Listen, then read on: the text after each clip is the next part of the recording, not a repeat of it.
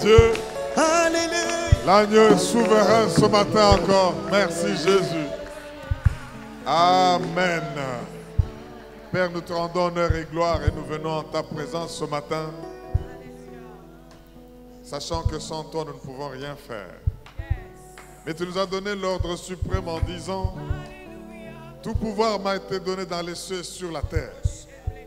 Allez, faites de toutes les nations des disciples. Baptisez-les au nom du Père, du Fils et du Saint-Esprit. Enseignez-leur à observer tout ce que je vous ai prescrit. Et voici, je suis avec vous jusqu'à la fin des temps. Nous croyons en cette parole et que tu es avec nous parce que nous ne sommes même pas encore à la fin des temps.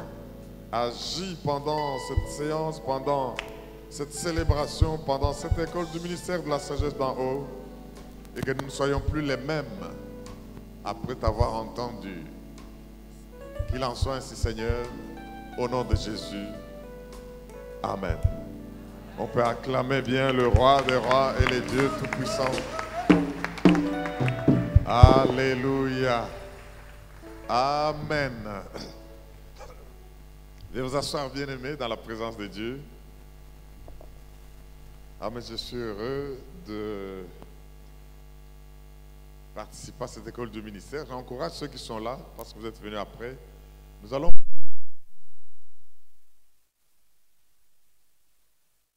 On fait une bonne classe de l'école et on peut lire facilement. Et ça nous permettra de dire beaucoup de choses en peu de temps. Et c'est des documents qui peuvent être disponibilisés à tous les participants. Parce que nous voulons être équipés en vue d'aller jouer notre rôle. Amen.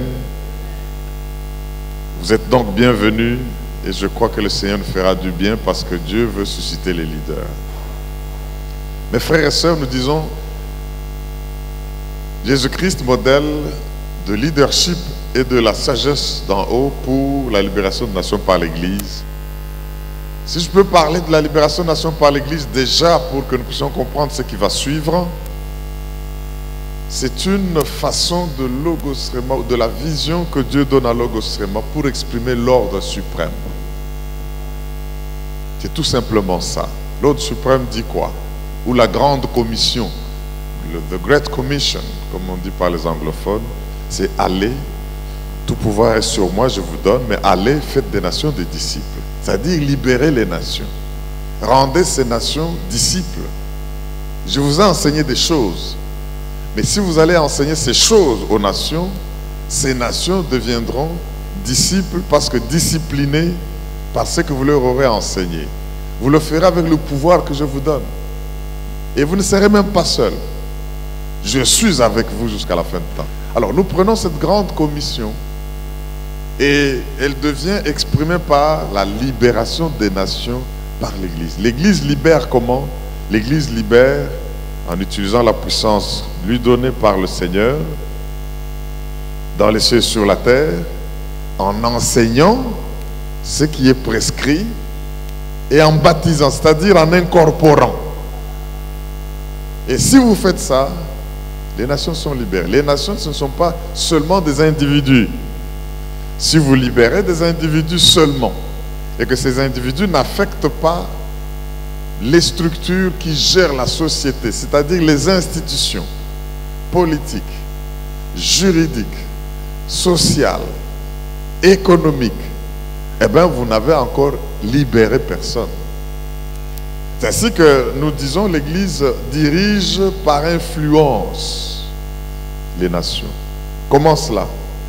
L'Église forme des législateurs et ces législateurs formés, conscients de ce qu'ils sont, vont eux former des lois sous l'inspiration divine.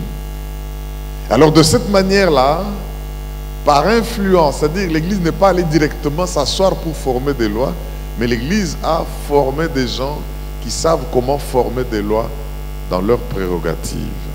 Ça veut dire en d'autres termes, nous sommes appelés à être présents dans toutes les institutions de la société si nous voulons les libérer. Et l'absence des enfants de Dieu, non pas seulement des enfants de Dieu, mais des enfants de Dieu conscients de leur rôle, formés par les enseignements que Jésus a donnés, cette absence fait que Dieu aussi est absent. Parce que Dieu respecte ses décisions. Il a donné la terre aux hommes et le ciel à lui. Et pour agir dans le monde, Dieu passe par les hommes. Et nous voulons être ces hommes-là dont Dieu s'est choisi. C'est ainsi que le texte que nous venions de voir, que le modérateur, le pasteur Michael, nous venait de nous lire, de Matthieu 5, vous êtes le sel, non, vous êtes la lumière du monde. Ça, c'est déjà un appel au leadership. Quand Jésus dit, vous êtes la lumière du monde, Ésaïe 60 dit, lève-toi et brille, parce que sur toi sa lumière paraît. Voici le monde est dans l'obscurité, les ténèbres, mais quand tu vas briller, les rois marcheront à l'aurore de ta lumière. Mais c'est un appel à quoi? Je définis déjà le concept de leadership pour comprendre le leadership de la libération des nations. C'est tout simplement le fait d'être influent. Un leader, ce n'est pas quelqu'un qui tape les gens pour les obliger à le suivre. Mais un leader, c'est quelqu'un qui, par l'influence qu'il a, par ce qu'il fait et ce que les autres voient, ils sont obligés de le suivre. Un leader, c'est un chef de file. Un leader, c'est un meneur. C'est pour cela qu'en français, on voudrait traduire le mot leadership par le menariat. Le fait de mener, le menariat. Donc nous pouvions dire, nous sommes en train de parler de Jésus-Christ comme modèle de leadership et de la sagesse d'en haut pour le menariat qui aboutit à la libération des nations par l'Église. Il faut être meneur. Et quand Jésus dit, vous êtes la lumière du monde, il veut dire par là, vous devez être les meneurs dans le monde. La lumière éclaire et tous les insectes, tout vient. Parce que là où il y a la lumière, on peut voir. Il n'y a que ceux qui ont les œuvres mauvaises qui aiment les ténèbres. Jésus dit, la lumière est venue dans le monde et le monde ne l'a pas reçue parce que leurs œuvres étaient mauvaises. Et pourtant, il avait la lumière du monde et en lui était la vie. Au commencement, la parole de Dieu. Et ça, mes frères et sœurs, c'est pour dire, quand lui-même maintenant qui est venu comme lumière, quoique rejeté par les siens, mais à tous ceux qui l'ont reçu, il dit, il a donné le pouvoir de devenir enfant de Dieu, c'est-à-dire des lumières. Alors, il dit, vous êtes la lumière du monde, c'est-à-dire éclairez. Faites que les gens vous suivent parce que dans l'obscurité, ils vont tomber dans des trous. Et alors, on n'allume pas une lampe pour la cacher. J'aimerais dire que vous qui allez recevoir toutes ces révélations, ces rémas, vous n'allez plus passer dans l'anonymat. Parce que Dieu va faire que vous ne soyez plus cachés. On n'allume pas une lampe pour la mettre sous le boisseau. On l'expose parce que le monde, l'environnement a besoin de cette lumière. Ainsi, bien-aimés, comprenez que le Seigneur veut aujourd'hui nous allumer et notez que vous n'allez pas passer inaperçu. Si vous êtes dans un parti politique avec toutes les révélations que vous aurez, on va vous confier des choses. Parce que c'est cela quand on brille. Quand Joseph a brillé, on a dit, mais Joseph, ne raconte pas des histoires. Où trouverons-nous un homme avec un esprit aussi supérieur? Tout ce que tu as eu là, fais-le. Alléluia. Donc, j'ai voulu d'abord commencer par cette compréhension du concept leadership de libération des nations par l'Église. Vous êtes le sel de la terre. C'est avec le sel qu'on assaisonne. C'est avec le sel qu'on guérit les plaies. C'est avec le sel qu'on empêche les choses de pourrir. Le sel. Donc, si vous devez être quelque part, vous devez donner le goût à la vie Si vous êtes quelque part, vous devez assaisonner. Et là où il y a des putréfactions, vous allez piquer un peu, mais pour guérir et pour empêcher que les choses autour de vous ne puissent passer dans la putréfaction. Mais alors, le Seigneur dit, si le sel perd de sa saveur, ça c'est grave. Ce qui reste, c'est quoi? Le jeter.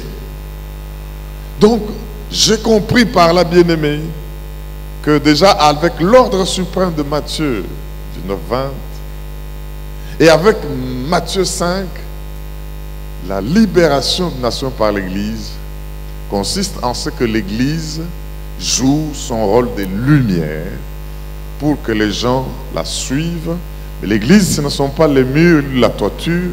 L'Église, c'est vous et moi qui sommes gagnés à Jésus et qui avons reçu son pouvoir au ciel et sur la terre pour enseigner, pour baptiser, pour attirer à nous et ne le faisant pas seul. Alors maintenant, dans ce thème que nous allons développer, je voudrais que nous puissions partir de ce texte. Je vais sauter Proverbe, peut-être qu'un des orateurs s'en servira, pour aller aux évangiles, à l'évangile de Jean. L'évangile de Jean, nous l'avons choisi pas par hasard. L'évangile de Jean, c'est un évangile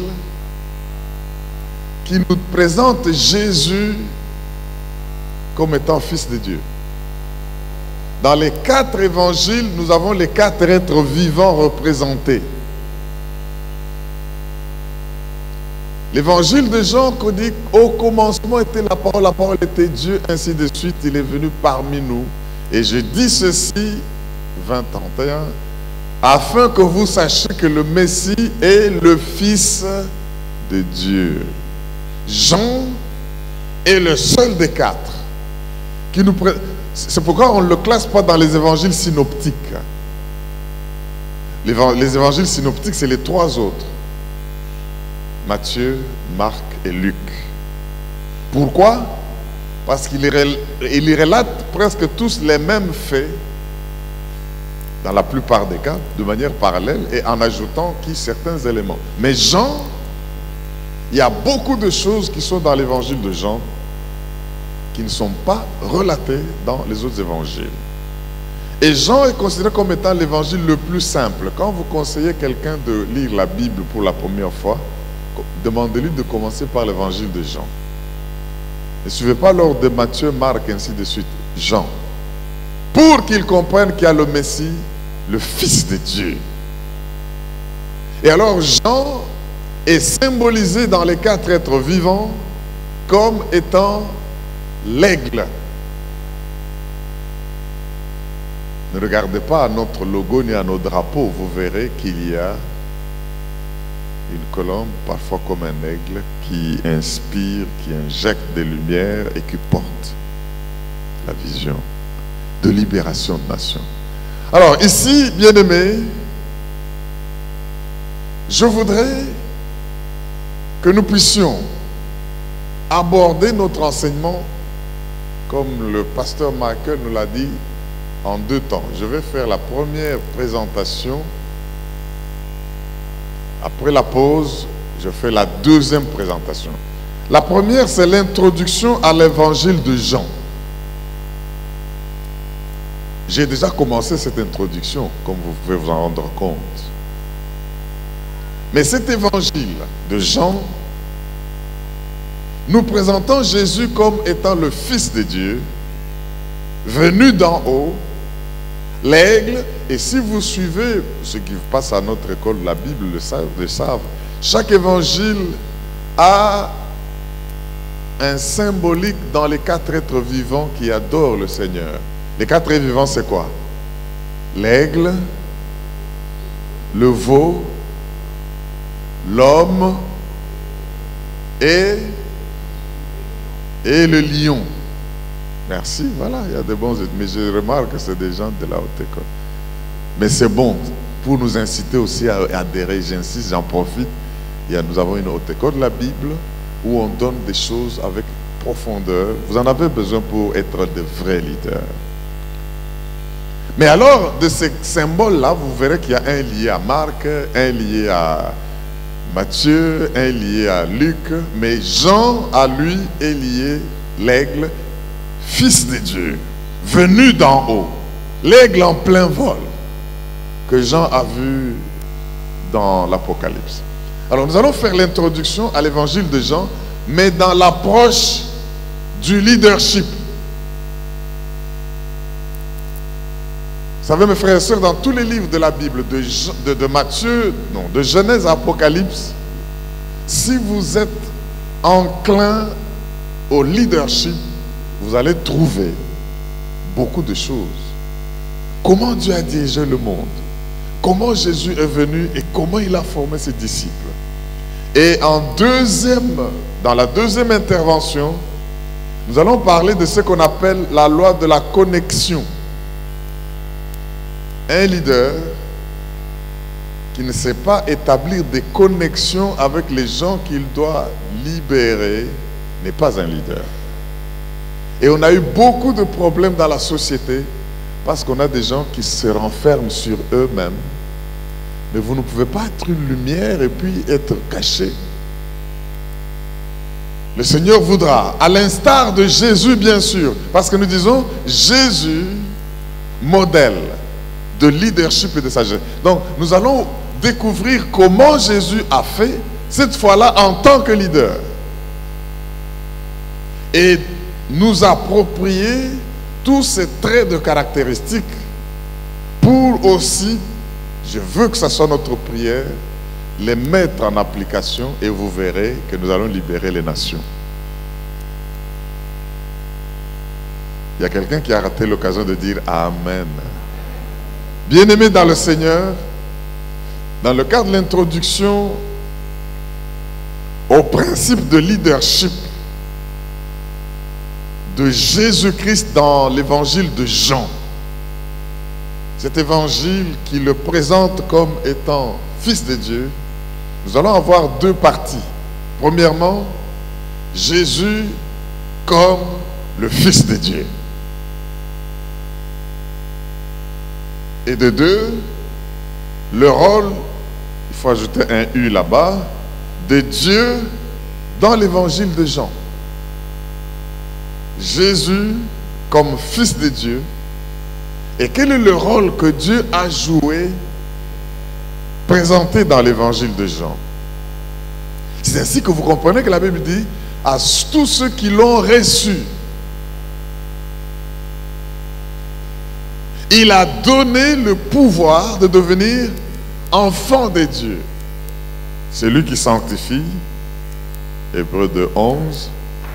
Et ceux qui sanctifient sont tous issus d'un seul. Et il n'a pas honte de les appeler frères. Quand Jésus vous voit, quand il dit mes frères, mais ça dit beaucoup de choses. Ça veut dire, ça dit ceux avec qui nous avons le même ADN. Nous avons le même sang, nous avons la même identité. Nous sommes issus d'une même source. En d'autres termes, ceux aussi qui sont appelés, comme je suis venu pour ramener captive la captivité, eux aussi sont appelés à le faire. Comme le Père m'a envoyé, moi aussi, je vous envoie. Vous comprenez la mission avec laquelle le Père a envoyé Jésus. Vous comprenez la mission que Jésus vous donne. Et ici, à savoir, la libération des nations par l'Église. L'enseignement et le baptême des nations en leur faisant adhérer à Jésus. Alors nous allons voir ces deux parties ici dans le cadre de l'introduction à l'évangile de Jean. Je crois que ceux qui ont de bons yeux voient. Hein? Quand c'est obscur, ça devient encore plus clair, mais je crois que ça va. Amen. Voilà un peu dressé le menu. de cette première partie. Introduction à l'évangile de Jean dans le cadre de leadership de Jésus pour que nous puissions tirer les lois. Le monde, la vie, l'univers, Dieu la gouverne par des lois. Alors, avec ce que je viens de dire, l'évangile de Jean bien-aimé nous présente presque dans sa moitié les dernières semaines de la vie de Jésus. Jésus comme fils de Dieu, il a rencontré des résistances. Il a rencontré de l'opposition. Il a souffert. Mais il avait une mission. Et alors je voudrais que nous sachions que si Jean est celui qui nous présente Jésus comme étant le Fils de Dieu, venu d'en haut, le Messie, le libérateur, c'est ça que le mot Messie veut dire, sur qui il y a l'onction, nous allons aussi voir Jésus, non pas seulement comme le roi des rois, mais comme le leader des leaders. Oui.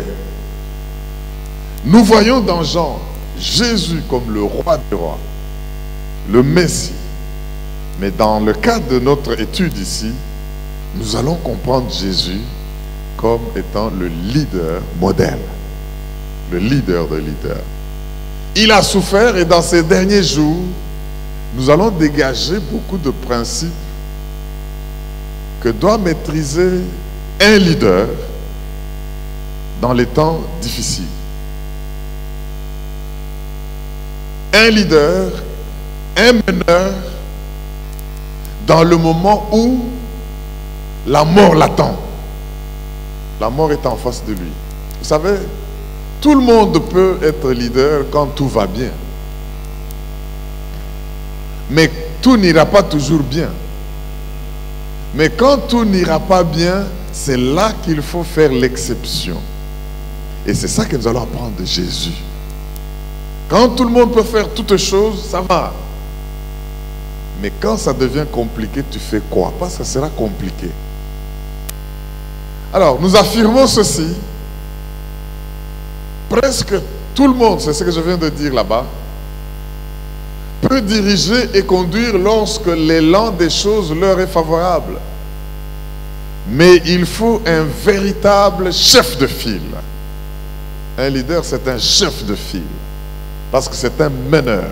Il faut un véritable chef de file pour mener les choses avec la mort qui vous regarde en face.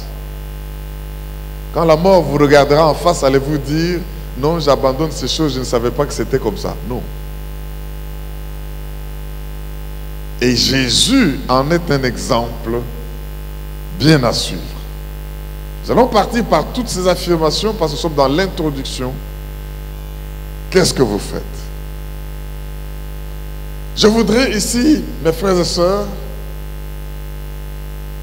pour que nous puissions comprendre que comme Jean met l'accent sur les moments critiques, parce que plus de la moitié de l'évangile de Jean est consacré aux moments critiques de Jésus. Alors je dis, comme Jean met l'accent sur les moments critiques, au sommet de la marche de Jésus, nous allons voir ce qu'un grand dirigeant fait quand il est sous pression. Parce que la pression est là. Le diable, il a une pression telle que vous n'êtes pas appelé, vous capitulez.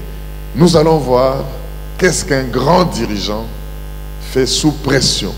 N'oubliez pas que nous parlons de Jésus-Christ modèle. Comment a-t-il agi quand il était sous pression? Mes frères et sœurs,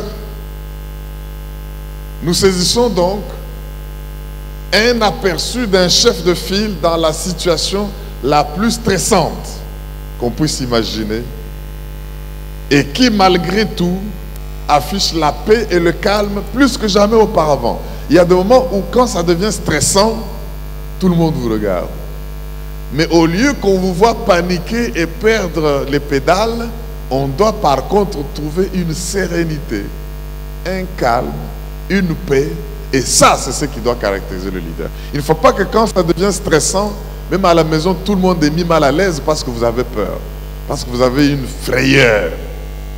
C'est le moment de montrer qu'on est leader. Vous connaîtrez des situations stressantes, des situations critiques, difficiles. Mais c'est pendant ce temps que vous devez puiser de Jésus le modèle de leadership, la paix et le calme. Au point qu'on se demande si ce qui se passe autour de vous, vous en êtes conscient ou pas. Tout ceci peut faire objet de nos prières pour dire à Dieu, aide-moi à être comme Jésus.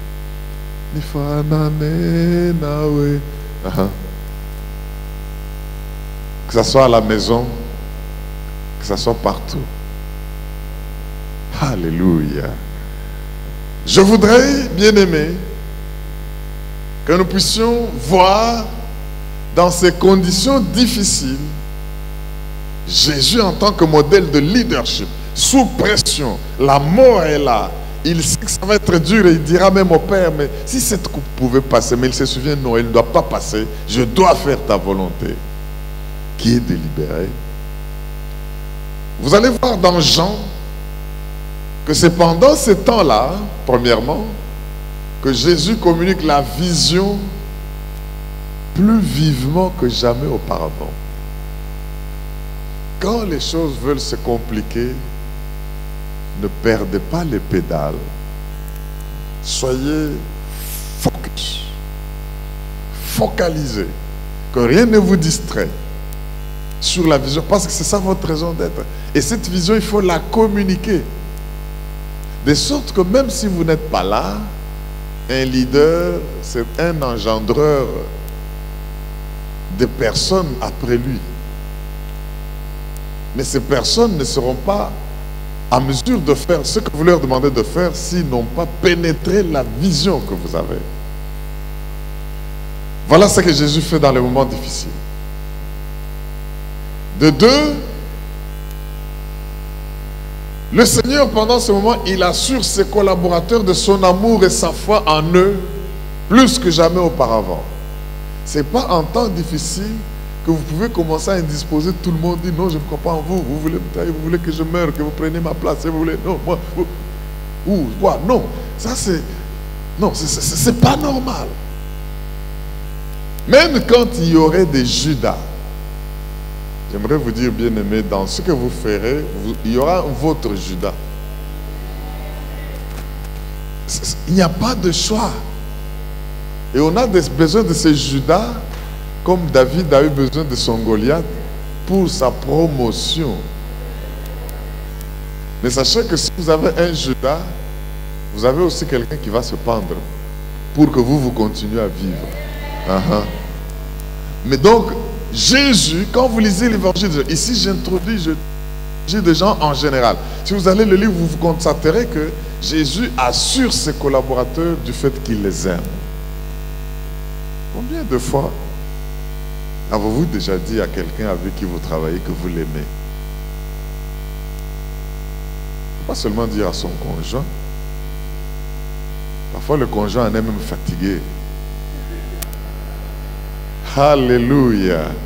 Mais est-ce que les gens autour de vous sentent et savent que vous les aimez? Mais c'est terrible.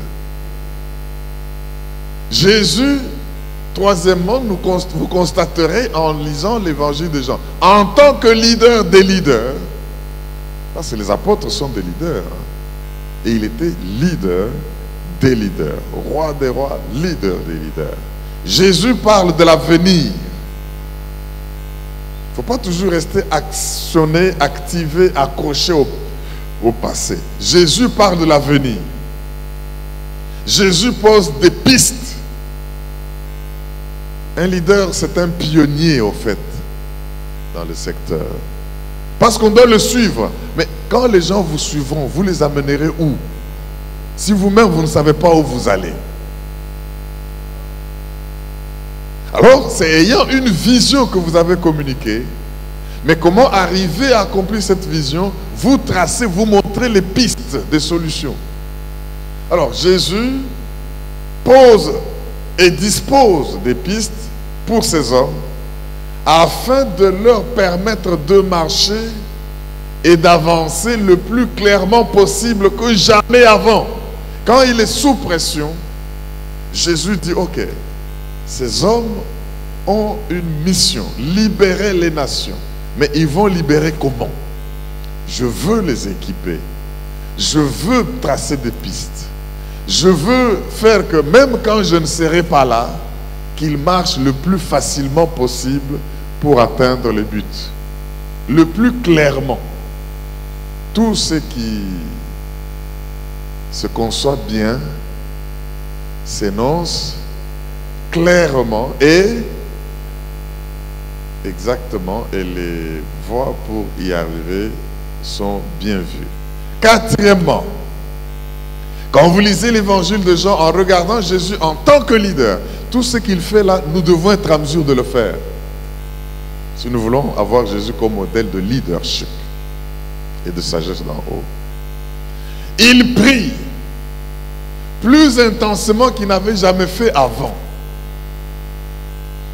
Il prie. Même la prière sacerdotale qu'on nous a rappelée hier à la célébration. C'est dans les moments compliqués. Père, je vais revenir à toi, occuper la position que j'avais auprès de toi, mais je vais les laisser. Quand j'étais là, je les gardais. Et nul ne pouvait les toucher. Mais maintenant, ils vont rester dans ce monde. Ils ne sont pas du monde.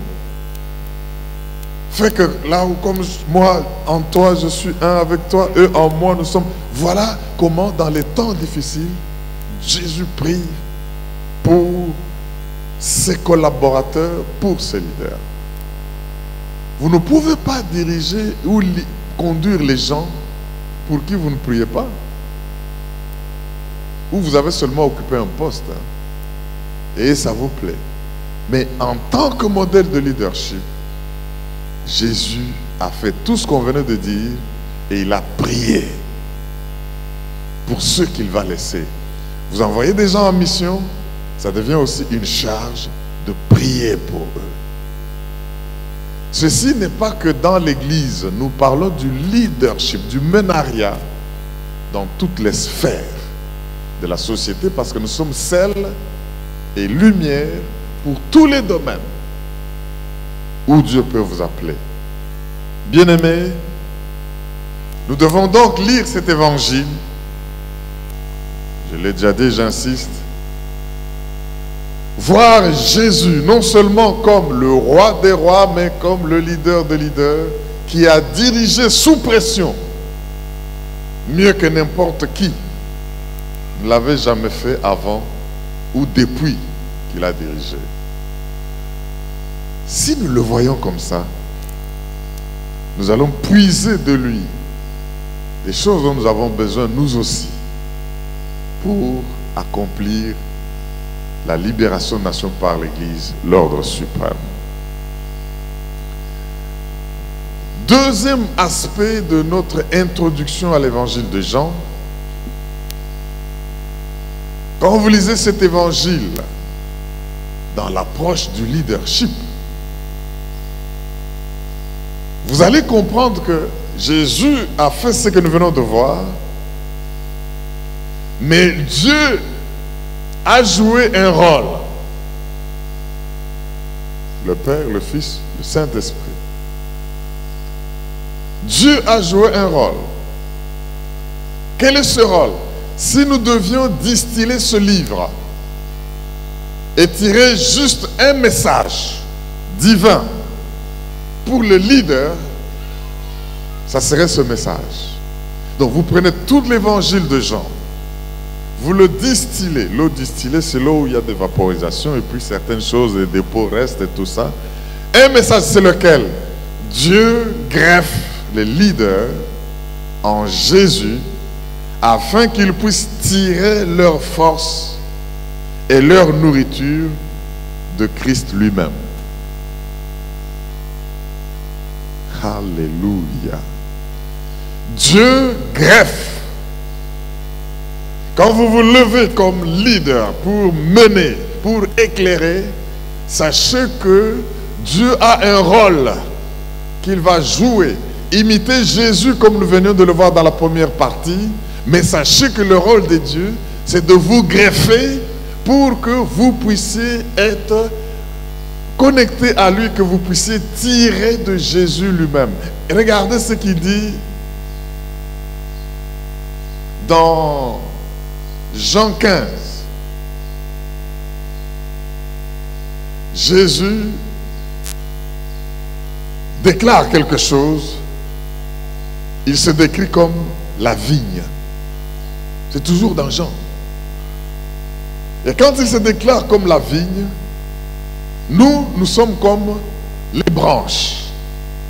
Et Dieu, le Père, comme étant le vigneron. C'est une relation intéressante quand nous l'approchons dans le cadre de leadership. Le Père joue un rôle dans sa vignoble, mais Jésus est le tronc. Et si vous restez connecté au tronc en tant que branche, vous aurez la sève, la vie qui vient de la racine, que vous ne pouvez pas dont vous ne pouvez pas bénéficier les effets si on vous coupe ou si vous vous coupez vous-même. Il y a beaucoup de gens qui ont échoué dans leur cadre de leur leadership parce qu'ils ont... Donc le leadership doit être défini comme le fait d'initier des choses avec les gens. Ça, c'est l'aspect horizontal. Donc le leadership, comprenons-le comme notre croix là-bas, a un aspect horizontal qui est d'influencer et d'initier les choses avec les gens. Mais l'aspect vertical du leadership, c'est que un leader, c'est celui qui sait répondre positivement aux injonctions de Dieu. Non, Père, pas toutefois ma volonté. Je voulais commencer à vouloir dévier un peu, mais que ta volonté soit faite. Un leader du modèle de Jésus remplit bien ce rôle horizontal et vertical. Jésus nous le montre. Voilà ainsi cette affirmation dans le cadre de ce que nous avons qualifié du rôle de Dieu dans l'évangile de Jean. Alors cela étant, nous allons ici donner une synthèse pour terminer cette introduction à l'évangile de Jean, et on va arrêter là pour la première présentation. Dégager de leçons de leadership tirées de Jean. Maintenant, quand vous allez bien lire tout l'évangile, en tant que des personnes appelées au leadership, vous allez voir ces leçons. Première leçon. Les leaders pieux selon Dieu se soumettent d'abord à Dieu, puis servent le peuple.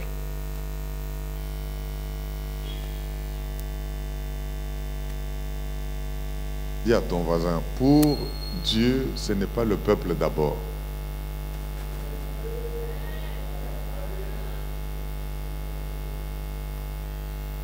Est-ce que j'ai mal dit? Qui d'abord? Dieu d'abord. Et puis le peuple ensuite. Parce que comment allez-vous mettre le peuple d'abord et Dieu est où dans tout ça? Vous l'excluez. Alors là, ce n'est pas un leadership selon le modèle de Jésus que nous sommes venus imiter ici. Donc, premier principe du leadership que nous découvrons dans l'évangile de Jean, parce que nous en faisons l'introduction, c'est que les leaders pieux, la piété,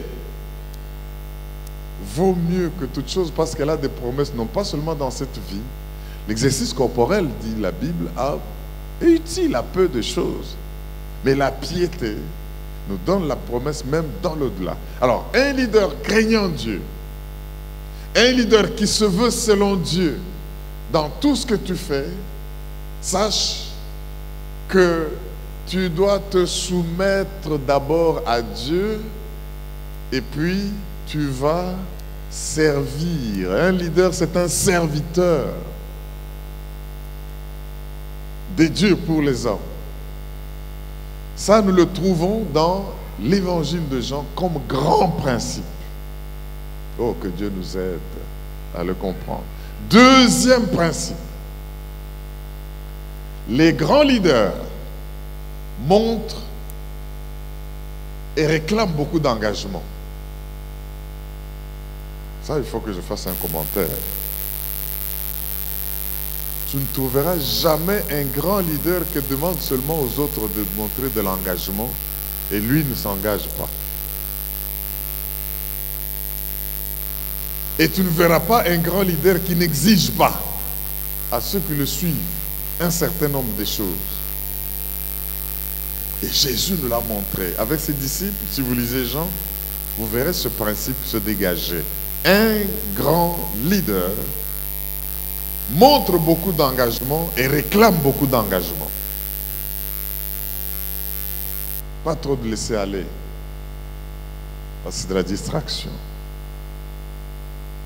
Troisième principe. Les leaders, chefs spirituels. Vous savez, un leader, même dans le monde, c'est un chef spirituel. Le spirituel n'est pas que de l'esprit du Saint-Esprit. Le spirituel, c'est tout ce qui n'est pas visible. Quand quelqu'un peut jouer sur vos sentiments, votre engagement, vos décisions, il agit déjà spirituellement. Alors, les leaders chefs spirituels mettent la priorité sur l'établissement de bonnes relations avec ceux qu'ils conduisent. L'établissement. Ne demandez pas que ceux qui vous suivent se battent pour établir les bonnes relations. C'est vous le leader qui devez en faire une priorité.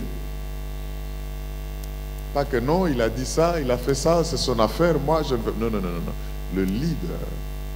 Vous allez voir que Jésus, à travers, même avec Judas, dans les conditions où, finalement, quand le moment est arrivé, il dit, il y a quelqu'un parmi vous là qui va tremper. Ce n'est pas qu'il ne savait pas que c'était un traître.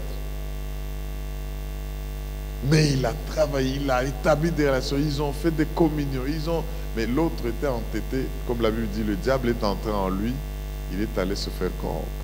Mais la responsabilité de leader, c'est de mettre la priorité sur l'établissement de bonnes relations avec ceux que vous conduisez. C'est votre devoir. Troisième principe. Les leaders ont le courage de lâcher ce qui est familier. Vous voulez le surnaturel, lâchez le familier, lâchez l'habituel pour entrer dans l'inhabituel afin de voir se manifester le surnaturel. Mais il n'y a que des leaders qui peuvent faire ça, mais les autres peuvent paniquer. Donc, Jésus nous montre qu'il a fait des choses parfois sur des chemins non battus. C'est ça l'habituel. Là où tout le monde est habitué à faire, là où tout le monde est habitué. Vous voulez voir la manifestation de Dieu, soyez prêts à avoir le courage de faire ce qui n'est pas familier. Ne vous occupez pas de quand dira-t-on. Si Dieu a déjà dit que c'est ça, obéissez à Dieu. Parce que parfois, on veut faire beaucoup de choses pour complaire. Il y aura des choses que vous ferez qui seront impopulaires, mais nécessaires pour que vous accomplissiez votre mission de meneur. C'est après quand les gens comprendront qu'ils disent « Ah, vraiment, vous étiez en avance. » Non, vous comprenez, quand vous combattez là, quand on disait ceci, quand on vous critiquait, quand on disait « On n'avait pas compris. » Ah, donc il faut toujours être à un pas. Même si c'est...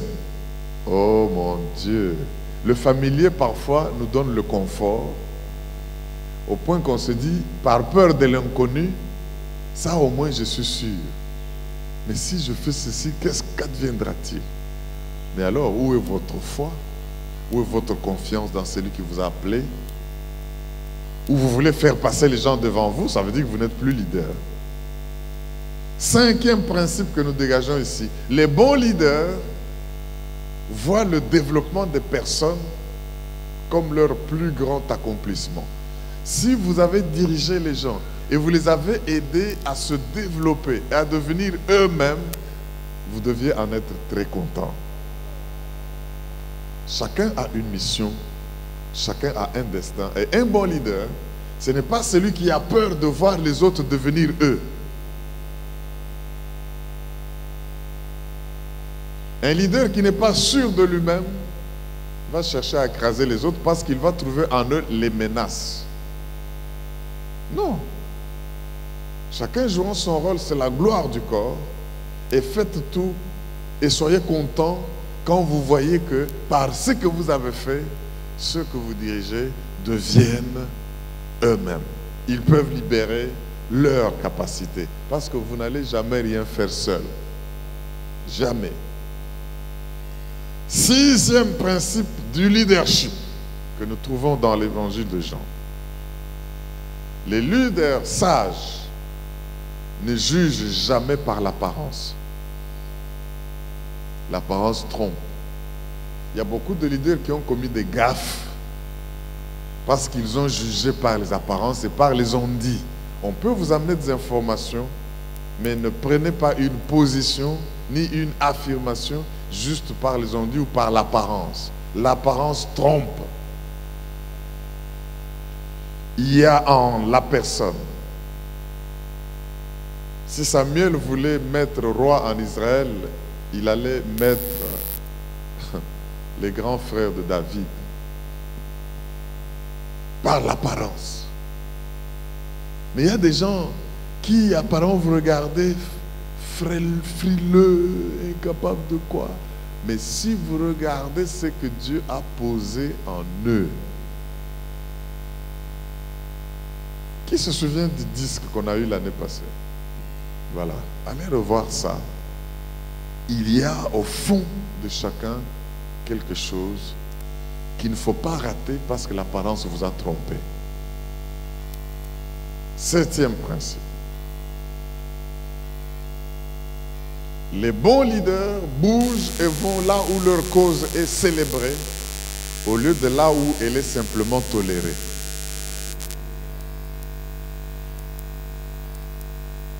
Jésus dit, vous allez là, on vous reçoit, bénissez. Mais quand on ne le reçoit pas, secouez. Même la poussière est partée. Il y a des gens qui ont des vocations et des missions, et même des causes, mais qui sont dans les endroits où on le regarde. Ben, si on avait le droit de te chasser, on t'aurait chassé.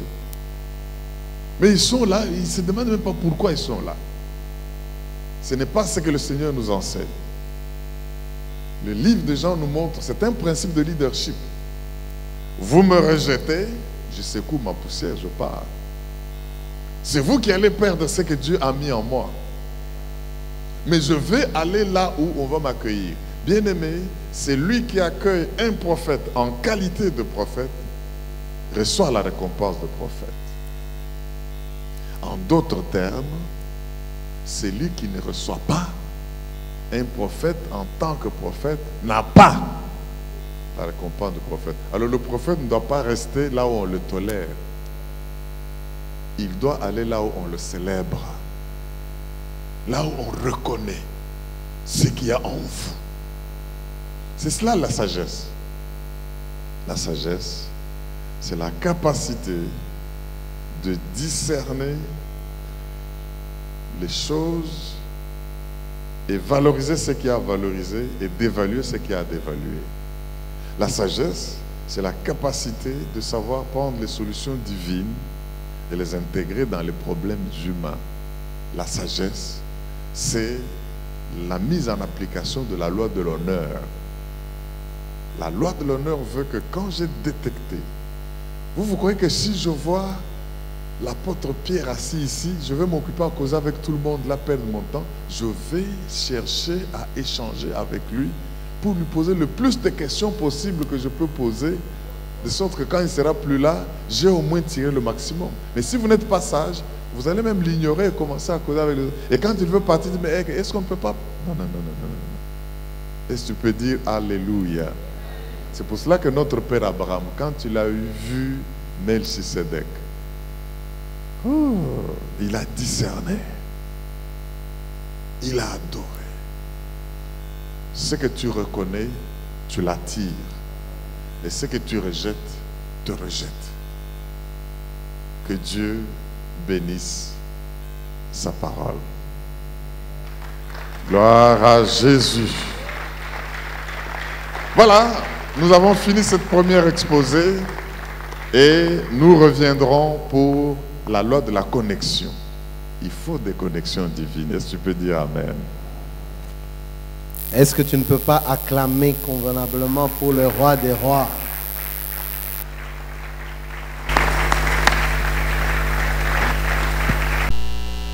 Est-ce qu'on peut continuer à vivre dans des conditions comme ça?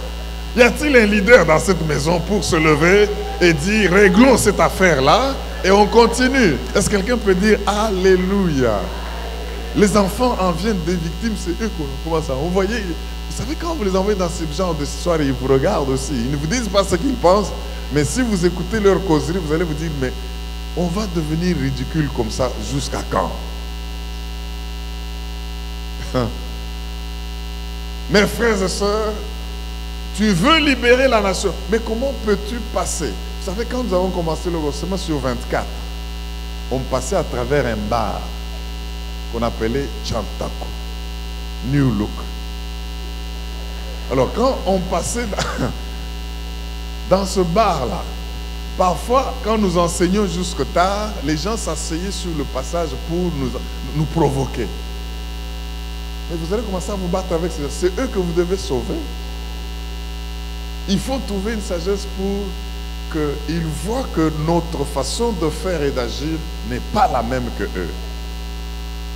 Et beaucoup ont été gagnés à l'église là-bas.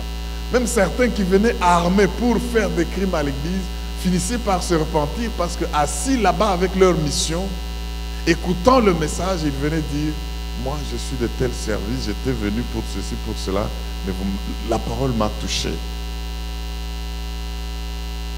Ne tombons pas dans les pièges où nous sommes comme en train de nous conformer au siècle présent. Mais nous devons être transformés par le renouvellement. Ce que nous faisons là, c'est ça l'opération du renouvellement de l'intelligence. Voir les choses comme Jésus le voit. La Bible a précisé, en principe, les Juifs n'avaient pas de relation avec les Samaritains. C'était des indésirables. Les Samaritains avaient leur Dieu, leur lieu de prière. Tous se réclamaient fils d'Abraham. Mais ils avaient leur arche, leurs actions, au point qu'ils étaient venus comme des ennemis. Mais voilà des gens qu'il faut sauver, qu'il faut libérer. Mais comment allez-vous libérer sans connexion? Vous êtes appelé à être missionnaire, n'arrivez pas là, les gens mangent, vous regardez parce qu'il y a des mouches qui passent à côté, vous voulez montrer que ce que vous avez vu là est sale. Faites tout, pardon. Même si vous avez le dégoût des choses là, fermez les yeux, mangez proprement et que les gens se sentent que vous ne les rejetez pas, vous ne voulez pas montrer qu'ils sont sales, mangez avec eux.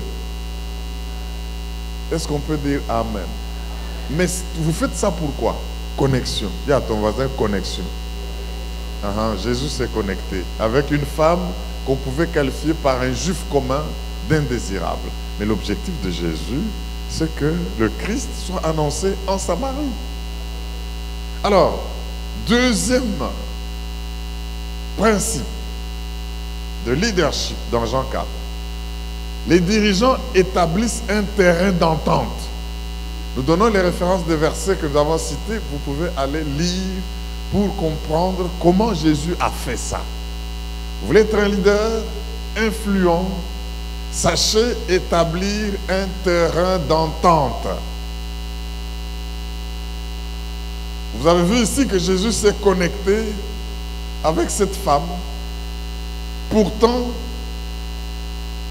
en partant d'un intérêt familier qui est l'eau.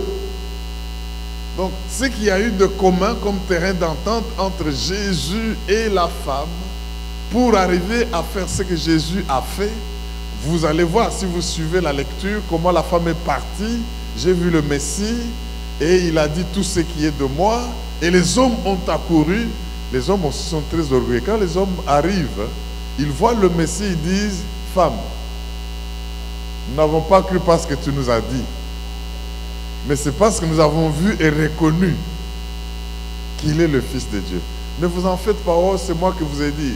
Soyez humbles, même si on ne vous reconnaît pas, Jésus sait que c'est par vous qu'il a sauvé. Les hommes peuvent venir là dire, non, ce n'est pas par toi. Mais c'est par toi. Et voilà comment l'évangile te rend immortel. Donc, Jésus, il faut, un leader doit savoir dire, n'allez pas faire de connexion là parce qu'on a dit initier les contacts et vous le faites n'importe comment. Il faut trouver un terrain d'entente entre vous et la personne par qui vous voulez initier la connexion et de là aboutir à vos objectifs. Alors, cela étant, il a trouvé le fait de l'eau là. Je n'ai même pas vu quand est-ce que la femme lui a donné l'eau. Dans cette discussion-là, vous avez vu Jésus boire de l'eau? Non, juste un prétexte pour nouer le contact. Et toute une ville a été sauvée. Troisième principe du leadership. Les dirigeants écoutent et permettent aux autres de parler. Il y a des personnes, quand ils sont quelque part, je ne veux pas citer des noms, vous regardez les gens en train de parler, vous verrez qu'il n'y a que tel. Pas de place pour que quelqu'un d'autre pose la parole. Mais si vous voulez nouer un contact, il faut savoir permettre aux autres de parler, parce que c'est quand ils vont parler, qu'ils vont s'exprimer, et vous sachant où vous voulez mener les choses, vous saurez maintenant d'où souler. Bon, mais ce n'est pas un verbe en français. Mais donc Jésus, qu'est-ce qu'il savait? Il savait que les gens aiment entendre leur propre voix par-dessus tout. Quelqu'un à qui vous ne permettez pas de s'exprimer, vous ne saurez pas le libérer. Parce que les gens aiment qu'on les écoute, ne fût-ce que par orgueil. Les gens aiment qu'on entende aussi ce qu'ils pensent. Mais si tu es leader, tu ne veux rien entendre, tu vois que c'est toi qui as tout à dire et que les gens ont tout à écouter, tu passes à côté. Jésus a écouté la femme. Il a initié, mais il a aussi laissé la femme s'exprimer. Ça, c'est un modèle que nous devons imiter. Quatrième principe. Les leaders suscitent l'intérêt. Il ne faut pas seulement parler, faire des choses juste pour faire ou pour parler, mais tu dois savoir où tu vas avec ce que tu fais. Et personne ne fait rien. Vous savez, on dit dans le monde des affaires ou dans les relations internationales, il n'y a pas d'amitié, mais il n'y a que les relations qui... Non, les intérêts qui comptent. Je trouve que mon intérêt n'y est plus, je ne fais rien. Même pour tuer Goliath, David a dit, qu'est-ce qu'on va donner à celui qui va tuer ces géants? C'est un problème qui sera résolu. Et moi, je ne veux pas le résoudre pour rien. Dès qu'on lui a dit, gendre du roi, ta famille sera affranchie en Israël. Et puis, en bon, il fait ça maintenant avec un intérêt. Oh, je t'aime sans intérêt. Moi, je vous dis que je suis Jésus par intérêt. Je sais qu'il me sauve et me donne ce que le monde va me sauver. Ça, c'est mon intérêt. Donc, je ne veux pas vous dire, non, je vais à l'église, je n'ai pas d'intérêt. Comment ça? Amen. Alors, sachez susciter l'intérêt. Au fait, c'est ça la loi du marketing. Vous savez, quand vous voulez vendre, je ne vais pas citer le produit que vous connaissez, mais vous devez susciter l'intérêt dans ceux qui suivent le commercial, la promotion là, en leur montrant en quoi ce que vous leur offrez offre mieux que ce que vous voulez qu'ils n'aillent pas prendre. Tout sur la publicité est basé sur susciter l'intérêt, montrer les différences de ce que vous voulez montrer avec ce que les autres ont. Et alors les gens vont dire, alors nous prenons votre produit. Jésus a voulu susciter l'intérêt. Et un vrai leader doit demander à Dieu la grâce et la capacité, quand il s'exprime, de toujours susciter l'intérêt. Ce n'est qu'après avoir suscité l'intérêt que tu peux faire l'appel, même pour que les gens soient sauvés. Est-ce qu'on peut dire Amen? Mais comment Jésus l'a fait? Si vous lisez le verset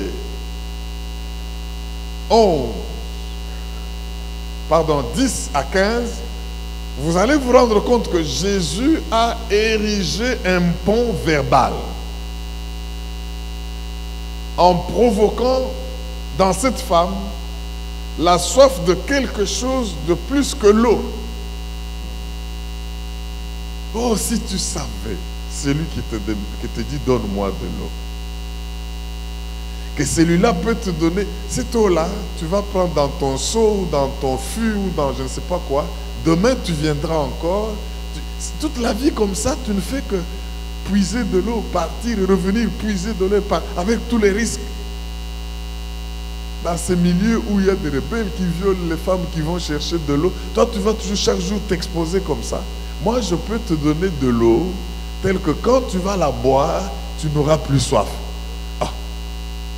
Alors là, la femme ouvre les yeux.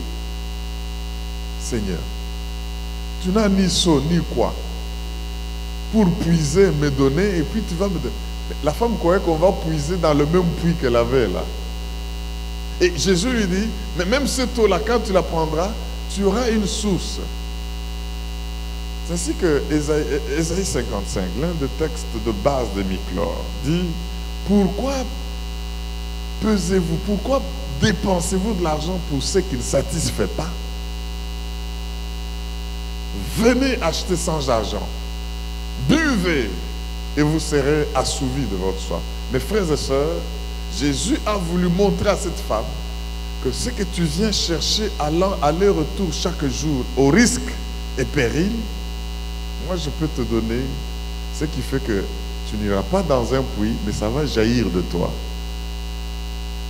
Dans le monde ici, mes frères et sœurs, il n'y a que Dieu qui peut satisfaire à nos besoins de manière durable. Montrer aux gens que les solutions qu'ils ont sont temporaires et passagères. Mais les solutions durables, le développement durable, le salut durable vient quand tu as la source en toi.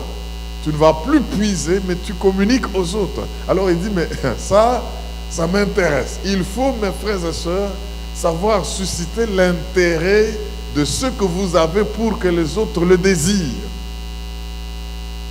C'est cela, briller. Vous êtes la lumière.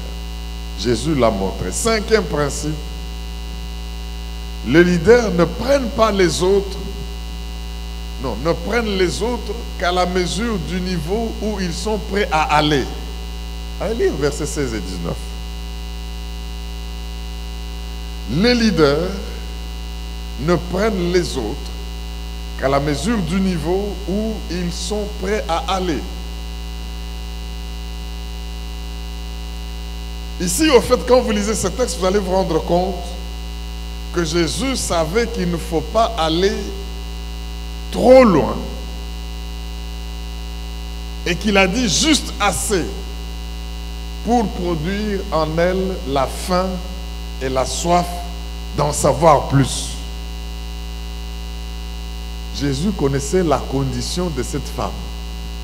Non seulement du fait d'être samaritaine, elle était rejetable par les Juifs, mais elle était une Samaritaine vivant une vie de Yakatovanda, jusqu'à un cinquième. Jésus savait ça. Mais il n'est pas allé brutalement là pour dire, mais toi là, tu es comme ça, ta vie, est-ce que tu l'as déjà réglée ou tu veux toujours comme ça? Mais regarde, vous les femmes ici, tu viens là, tu crois que moi aussi tu vas me prendre. Bon, non. Jésus n'a pas fait des choses comme ça. Il savait où il voulait aller, mais il n'est pas allé, il n'est allé que avec le niveau où sa correspondante pouvait aller. Bien-aimé, sachez une chose, les brebis allaient observer, ne mangent pas les herbes au-dessus de leur tête. Vous ne verrez pas une brebis comme une chèvre là en train de grimper. Non, non, la brebis mange ce qui est sous ses yeux. Alors si vous mettez une nourriture au-dessus de la tête de la brebis, elle ne va pas manger. Est-ce que quelqu'un peut dire amen?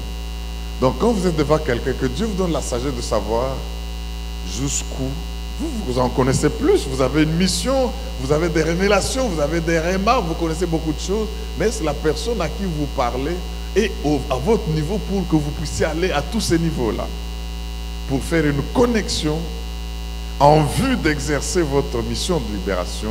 Sachez aller à la mesure du niveau où vous devez aller avec les personnes en présence. 6e principe que nous tirons de ce texte de Jean 4. Dans le cas de leadership, les leaders acceptent les autres au niveau où ils se trouvent. Ne posez pas de conditions pour que cette femme vous suive, qu'elle aille d'abord régler ses histoires, qu'elle aille d'abord faire ceci et qu'elle fasse cela. Pourquoi elle m'a répondu comme cela? Non. N'oubliez pas qu'il ne faut pas juger par les apparences. C'est une opportunité qu'il ne faut pas rater. Eh bien, voyez à quel niveau la personne se trouve, où les personnes se trouvent, et partez de là. Vous êtes au Congo, à Kinshasa, votre façon de libérer ou d'agir ne sera pas la même que quand vous serez dans une autre province ou dans un village où les gens ne connaissent pas Internet, ils ne voient pas la télévision, ils ne voient pas les informations et vous commencez seulement à agir. Non, nous à Kinshasa on fait ceci. Nous, non, non, non, non. Partez à partir du niveau. Mais vous savez où est-ce que vous pouvez aller avec la mission que vous avez. 7e principe. Dégagé de Jean 4. Les leaders ne se laissent pas distraire. Les leaders s'accrochent aux questions clés. Vous échangez, vous êtes conscient que vous êtes en train d'établir une connexion. Ne vous laissez pas distraire. L'ennemi fera tout pour vouloir vous défocaliser sur votre objectif. Je n'oublie jamais cette histoire-là. Il y a, quand nous commencions, l'église c'était à Bossobolo ici, en 1915, on a connu des jeunes gens très actifs, évangélistes. Il n'y avait aucun marié, tous étaient des jeunes, dont les Tchakatumba et les autres. Et il raconte comment ils forment les évangélistes. Il dit, voilà, je suis allé aux UL. Les UL, c'est les usines de Lubumbashi, à Lubumbashi, de la Jekami. Il va prêcher un ingénieur qui travaille aux UL pour le gagner à Christ. Il commet l'erreur de dire à cet ingénieur, il faut venir à Christ, Jésus est comme la batterie et tout ça. Alors le type s'arrête et dit, mon frère, explique-moi ce que tu connais de la batterie. Ça c'est, il a commencé, il ne connaît ni c'est quoi le positif, le négatif, les électrolytes et l'électrolyse et tout ce qui se fait là-bas. Il a tourné en rond et il ne pouvait pas évoluer avec son évangélisation parce que cet ingénieur a dit, si tu m'expliques de la batterie, tu ne me parles de rien. Parce que tu as commencé avec la batterie. Alors parlons batterie. Voilà comment quelqu'un peut se bloquer parce qu'il veut toucher des choses d'abord que lui-même ne maîtrise pas et que ceux en présence maîtrisent plus que lui. Donc ça c'est pour dire quoi? Le leader s'accroche aux questions essentielles. Alors Jésus n'a pas permis que cette femme-là l'entraîne dans la distraction. Il n'a pas détourné son focus de la véritable question. La femme voulait lui faire tourner, oh les vrais adorateurs, oh les vrais ceci, et nous les Samaritains. Jésus dit, tu ne vas pas m'avoir dans les histoires là où on va commencer à causer comme des parlementaires debout et tout ça. Moi, je sais ce que je suis en train de poursuivre. Donc, vous verrez que si vous êtes un meneur, ne vous laissez pas démener. Est-ce que je peux dire ça comme ça? Ne vous laissez pas dévier en allant aux questions. Vous savez, aujourd'hui, on apprend que dans des taxis, des gens qui embrouillent les autres, tout ça, on peut venir là, on commence à... Vous prêchez l'évangile, on dit, mais vous là, est-ce que vous connaissez Yebela et Oumela, c'est quoi? Et vous commencez à expliquer des choses comme ça. Non, vous tombez dans un piège. Je ne sais rien de tout ça, mais je sais que Jésus est venu sauver. Si tu crois en Jésus, toi qui me poses Oumela ou Yebela là-bas, tu verras que... Amen. Le papa Joseph m'a dit, dans l'avion où ils sont venus, là, quelqu'un s'est mis debout. Il commence à dire dans l'avion, moi je viens que ça parce que le dialogue est bloqué, moi je veux le débloquer. Tout cela pour que les gens se mettent dans des débats. Et si tu es là, tu parles de tout et de rien, tu te laisses avoir. Moi je refuse de me poser des questions qui me détournent de ma mission. Et Jésus a refusé. Cette femme a tout fait. Et je crois que c'est l'ennemi en elle. Mais il a échoué parce que c'est un menteur. Bien aimé, ne vous occupez pas des questions inutiles, mais qui peuvent vous provoquer des problèmes qui pourront vous empêcher d'accomplir votre mission. Quelqu'un pouvait dire Amen. Donc connaissez vos questions clés et où vous voulez aller. Arrêtez-vous là. Il y a des gens maintenant avec des enregistrements. On peut enregistrer même avec un stylo mis comme ça. Moi j'ai une lunette parasolaire là. Parasol, quand je le mets, mais il y a un enregistreur dans les lunettes.